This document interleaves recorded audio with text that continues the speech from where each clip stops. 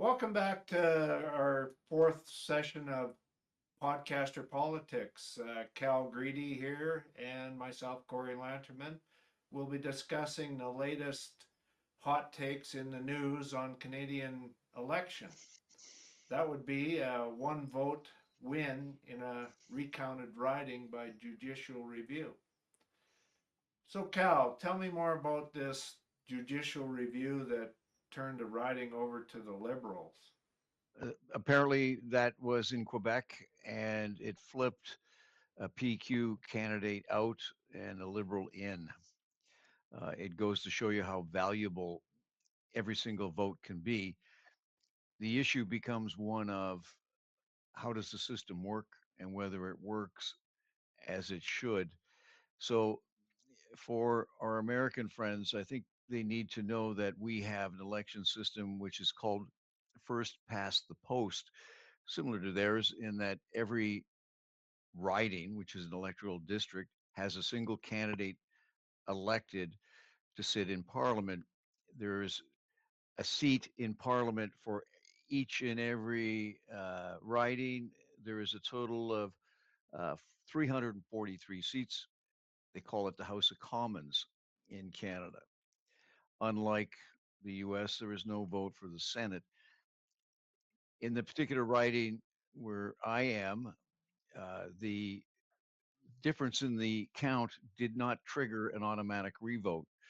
So the Liberal candidate has gone to court. The judge has granted an order to have a judicial recount, and that's expected to take place on May 20th. How many Otherwise, vote difference was there in your riding? 77. That's not very many. No, but The 0.1% is required for automatic judicial review of the votes cast. Am I correct on that? I understand that's correct, and this was just outside of that threshold, and it's a very low threshold when you think about it. Less than 77 votes, especially when you consider that there's up to 100,000 people in each riding. How many Um, bad ballots do they ever say in the news? How many ballots were no, denied or um, turned away, saying they were not valid? I mean, no, they haven't stated how many ballots were turned away, but what the candidate has done is given an example of some of the ballots that were rejected that the candidate felt should have been counted. In one case, it was a check mark instead of an X. In another case, the voter had written liberal beside the name in addition to putting a mark in the circle. So the ballots have a circle beside a name. The concept is that you take your pencil and you make an X within that circle, and anything else, a check mark, a squiggle, can cause the vote to be declared invalid. The From what I've read, the judge wasn't particularly critical of the rejection of the ballots. They just basically said, let's recount them and let's look at them again. So, you presented me with a document. I'm just gonna bring it up on a close riding, and in it, it clearly states that there was some 400 ballots that were deemed invalid. Would that be typical of every riding? There's quite a few ballots that go the aren't counted, and then the judge should review them to see if any of those really are valid. if you look at the total number of votes cast versus the number that were rejected, it's a small number of rejected votes. I don't have that document in front of me. Well, I Um, posted the document. There was 400 or something on the what, one what's the riding in what's the total Ontario there. what's the total number of voters? I not I can't read the document. You'd have to read it at your end. But the point I was trying to make was um, even though there's a narrow margin of votes, there's still a significant number of rejected votes in most ridings. Like this document that we have here from a returning officer showed 400 and some rejected votes. Well, when you got 77 vote differential, you could possibly find 100 votes that weren't really rejected votes by a judge ruling on it. So it could change the riding significantly. And I guess part of the application to be a judicial review was stating, like you said, there was some controversy on the count of what constituted a rejected vote.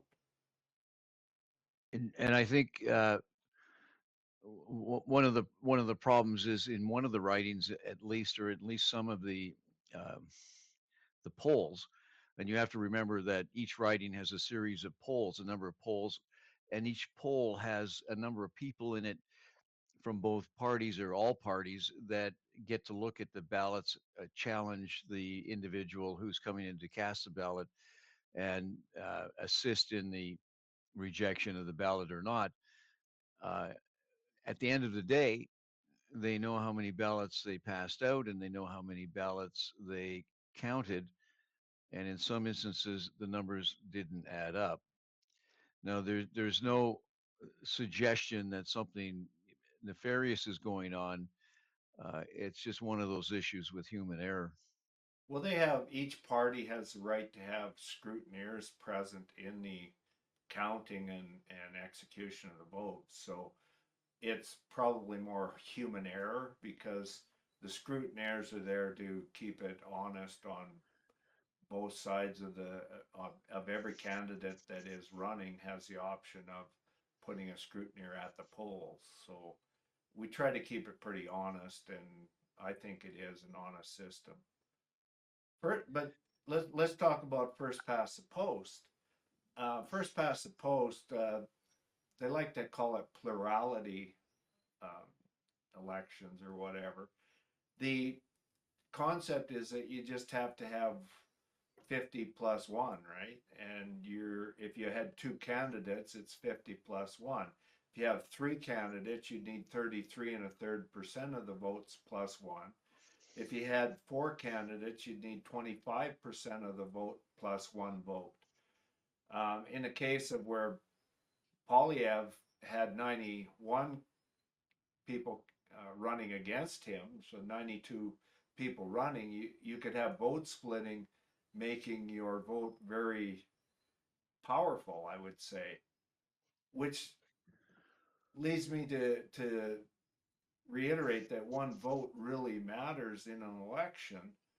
And my contention, I don't know if you and the audience have the same opinion, but I feel that in a democracy, everybody should be made to vote. I mean, by not voting, you're causing a skew in the electoral process. If I say, hey, I'm not going to vote, and I tell a friend, hey, I'm not going to go vote, I may be influencing that person to say, yeah, my vote doesn't count. I'm not going to show up either. I'm of the opinion, and I don't know if you're of this opinion. I like to see democracy truly represented by everybody voting.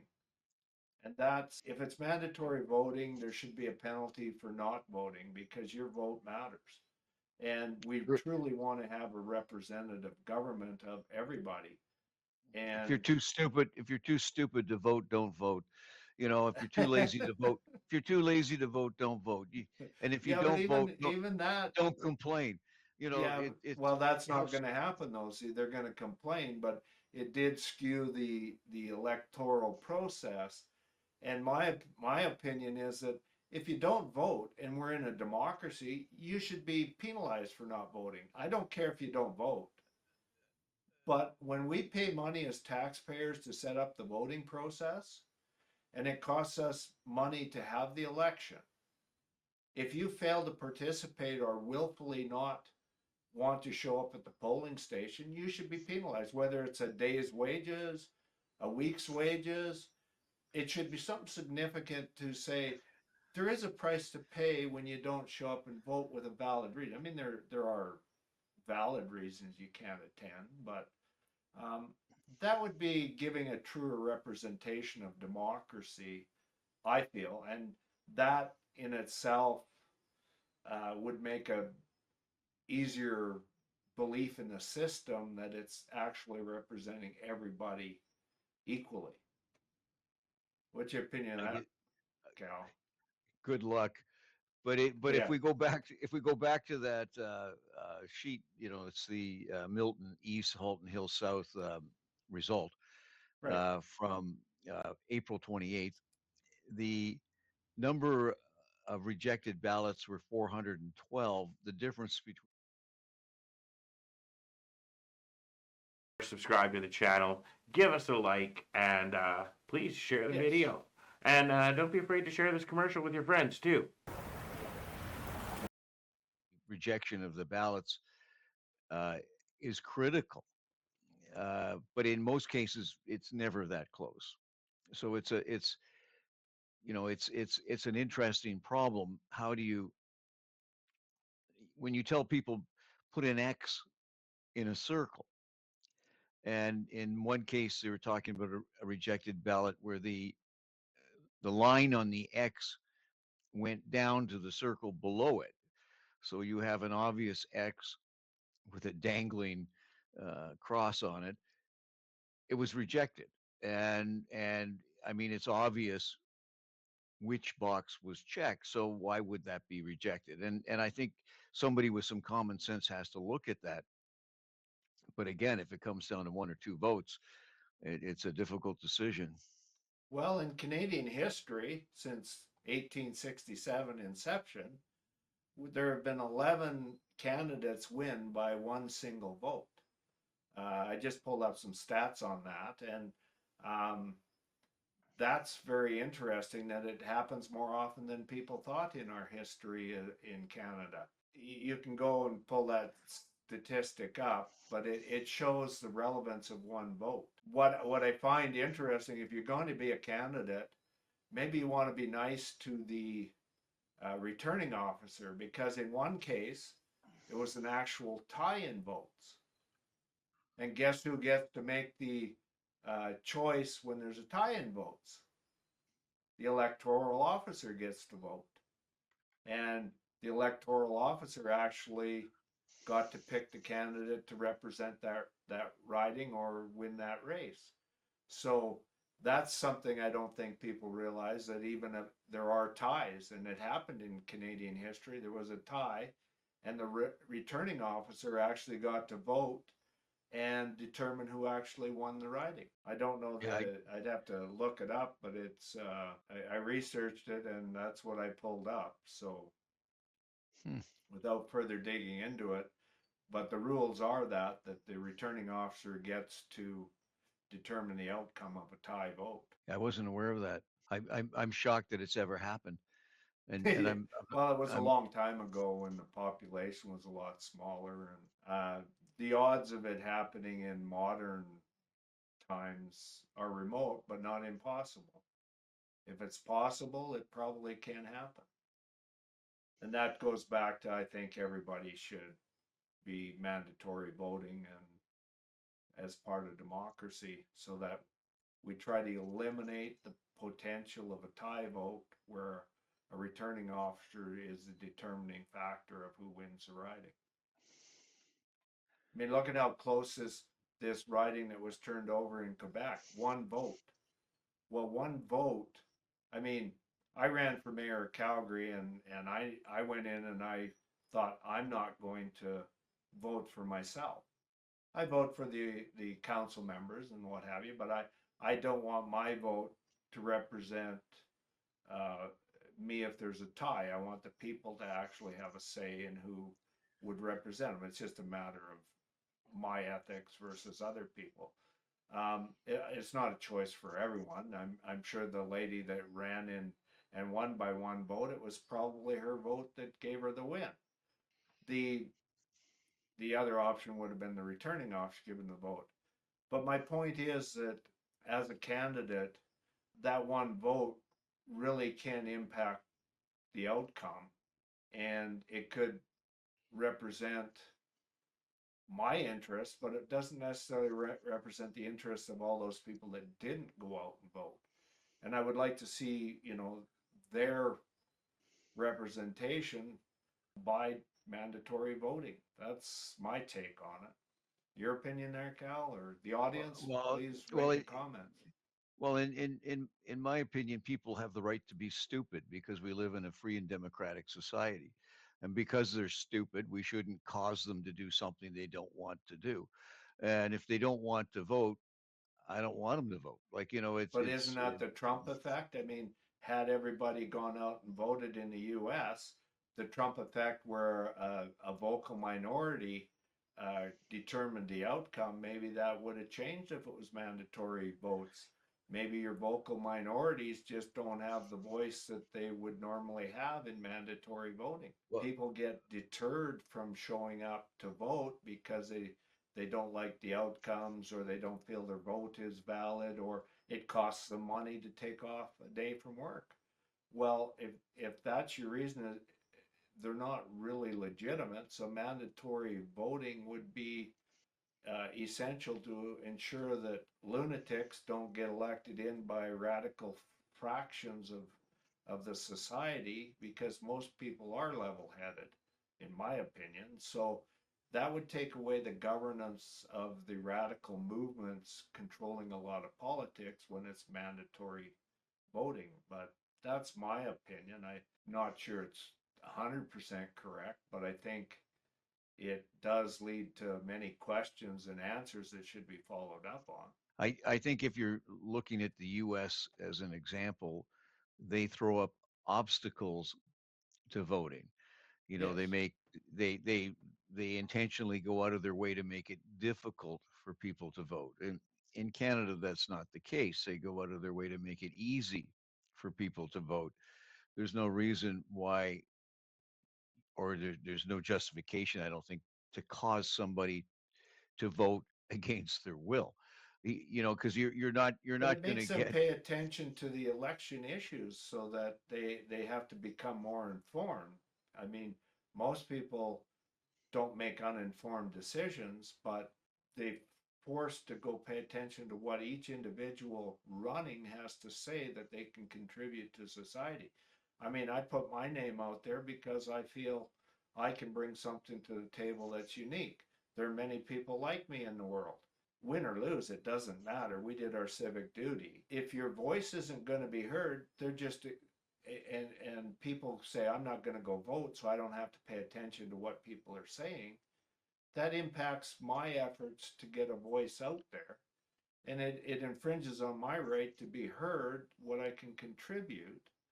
And I don't care if they're stupid, dumb, or got a baseball cap on. It should be my rights to be heard and publicly equally heard. When I ran, I wasn't allowed in any public debate because I brought new information to the table that I don't think the other candidates would have want public.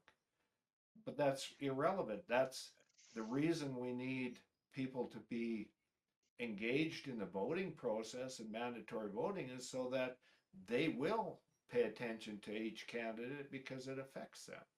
If you don't I have to I vote, the whole election doesn't matter to you. I think you have to agree that in the position of a mayor, when you're running for mayor, you're allowed to have your own opinion on pretty much every subject.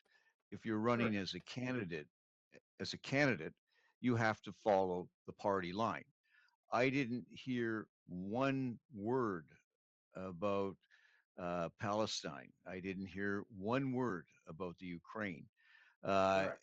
and that's because the narrative is being very closely controlled by the party bosses, and they don't want anyone running under their banner to say anything that will cause what they think a split in the vote. So, Well, I as an mean, individual, Canada as it Canada when you has a elected dictatorship system where the party leader depicts what's going to happen in all the candidates running. They have to follow that party line, and that might not be a true representation of democracy either. If it was mandatory voting, it would still make people ask more questions of their individual candidates in their riding, then they may have to break party line to get a vote in. They won't. They won't say a word. They won't answer the questions. What were the issues this time around? you know, uh, uh, the only real issue was corporate governance. Who would be better at dealing with the economy in the light of Donald Trump? The country was almost split equally on that. I mean, the vote is 39.2% to 42.8%, yet Right. the number of seats is 169 to 143. And of course, the NDP almost got blown out. But as the third major party, national party, they're gone. The Bloc Quebec came in almost at the same level as the NDP, and they're only a single province party. So making people vote, I don't think is a good idea at all. People should Well, want to vote, and if they don't want to vote, it's like saying to somebody, "I'm going to make you drive. We're not going to have public transportation anymore. I'm going to make you drive. It's not a privilege to drive. It's your duty to drive. You're going to have to learn to drive. The roads would be crazy, so, well, so yeah, but I don't think that's a fair comparison. I mean, there's more at stake in an election than just drive in comparison to a vehicle. if my My neighbor's my too lazy to get off his butt and walk, like the well, polls, there's early polls, there's advanced that polls, there's, mandatory there's, voting mandatory voting is only a small concession to actually make true democracy. I have not seen true democracy anywhere in the world, and I've been looking. There are a few countries in Europe that have better democratic processes than we do in North America. Right now in North America, it's who owns the media and who gets free promotion by the media and news coverage, which is free. It's not a tax donation. And in Canada, most of our media is foreign owned. So who's actually influencing our elections? It's foreign owned media. And that's probably, we can do a whole article on that in another take, because there's a whole issue revolving around that that needs to be discussed, in my opinion, and be ferreted out as to what is really going on behind the scenes in our media across Canada. well, another issue with respect to all of this is how many people are in each riding, because don't forget, each riding has an equal representation in Parliament. So in some ridings, in some of the smaller provinces, there's a quarter of the number of voters. Yet whoever they elect has similar power to the ridings that have, on average, 120,000 versus 40,000. So what difference does it make if you're causing people to go out to vote, and they know that the guy in the next province there, his vote counts 4 times as much as yours? Yeah, well, it's sort of a conundrum. I mean, Canada being such a large country with different provinces, there has to be something better than what we're doing. Status quo is okay, but I mean, Prince Edward Island has more representation for their vote power than Alberta for sure. Let me give you Um, the number. 41,000 people, electors per MP in Prince Edward Island, 120,000 in Alberta, British Columbia, and Ontario. Those three provinces have significantly less power per vote than PEI. Newfoundland and Labrador is up to 74,500, New Brunswick 78, Saskatchewan 84. But when you look at the number of seats that they have, Prince Edward Island has 4 seats, whereas if it was the national average, it would only have one. yeah, I mean, we do need regional representation at the federal level. I mean, I think a fairer system is each province has equal representation in the governance of the country. regardless of size and population. That is one opinion that's been thrown out there for decades now, is that we need a reform that's equal representation, but the same token, it would still be certain smaller provinces would have more power than larger populations. But each district has different issues that they need for their thriving communities. So the Maritimes, I mean, their economic base led that a lot of export of workers to Alberta, let's say. Well, had there been federal programs to do business in the Maritimes granted on an equal basis to, say, Quebec or Ontario, most of those workers would have never left the Maritimes to come to cold Alberta. So that's where I think being skewed representation at the federal level affects the smaller provinces more so than the larger ones. And I'm not sure what the solution to that is, but it is good to have a debate on it. I think we could get a lot of comments and people letting us know their opinions of it. I have my opinion how to correct it, but it's a whole scale change of the political system. That's hard to push. People don't like change.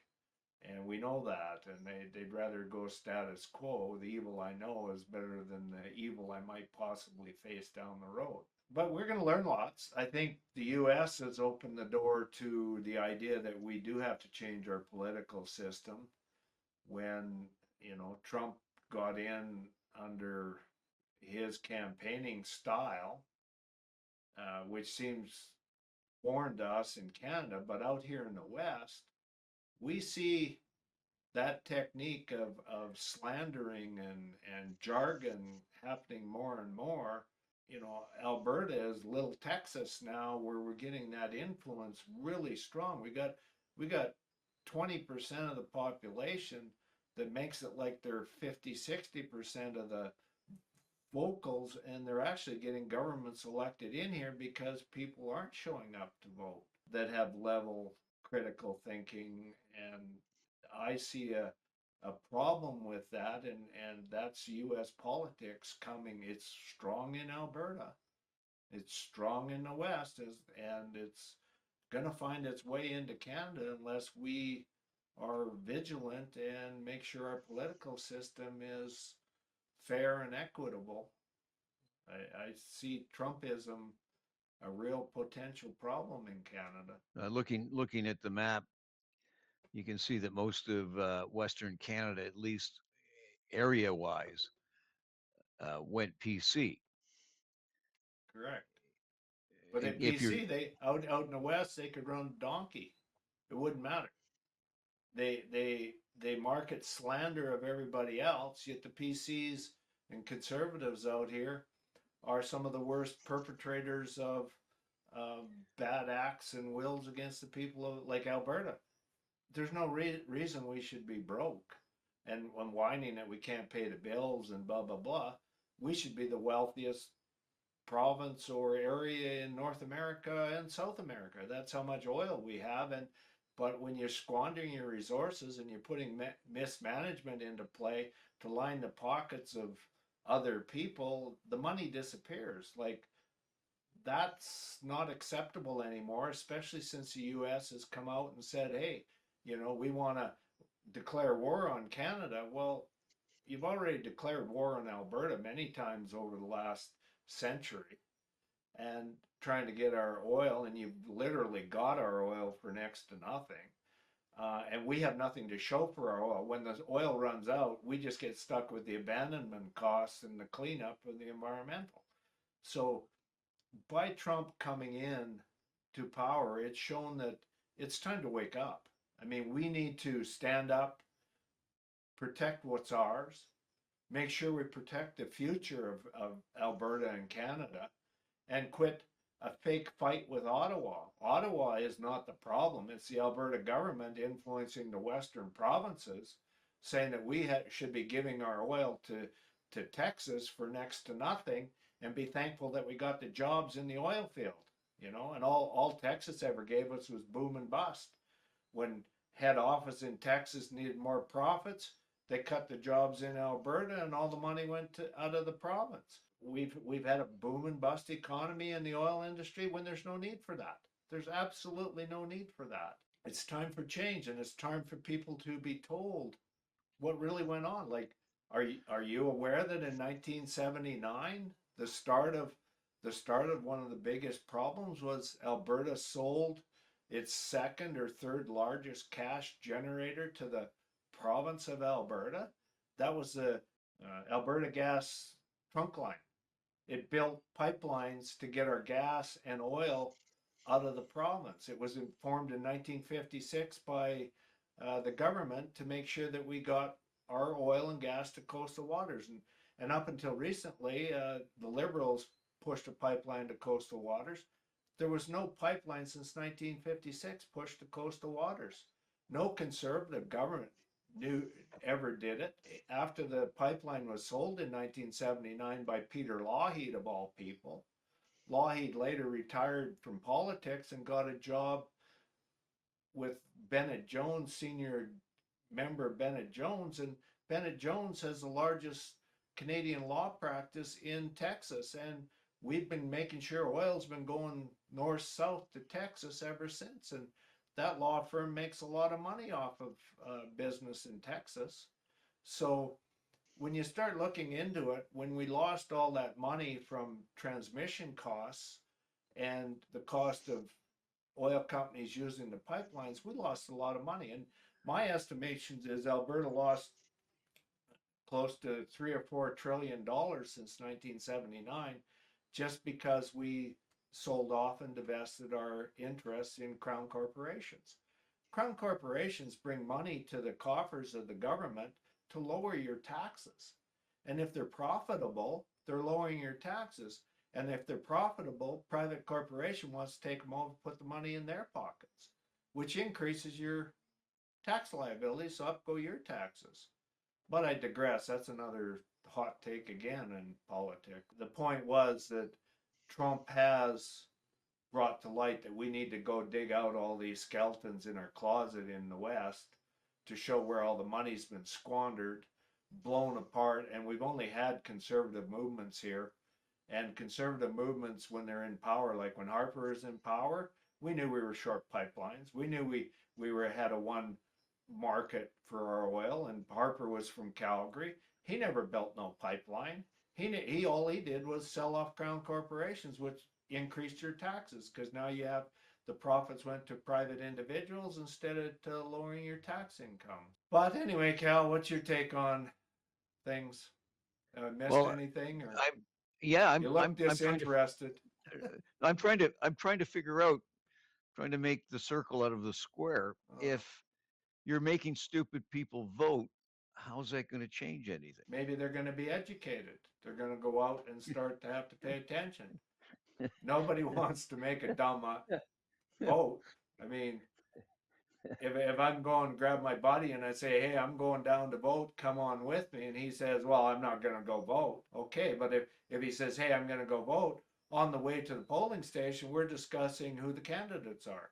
You If once you can told me that Polyev, there's 91 candidates and nobody could find his name on the ballot. Well, it's alphabetical. It's quite easy. Go down to P and boom, there you are. Vote for your if you could candidate.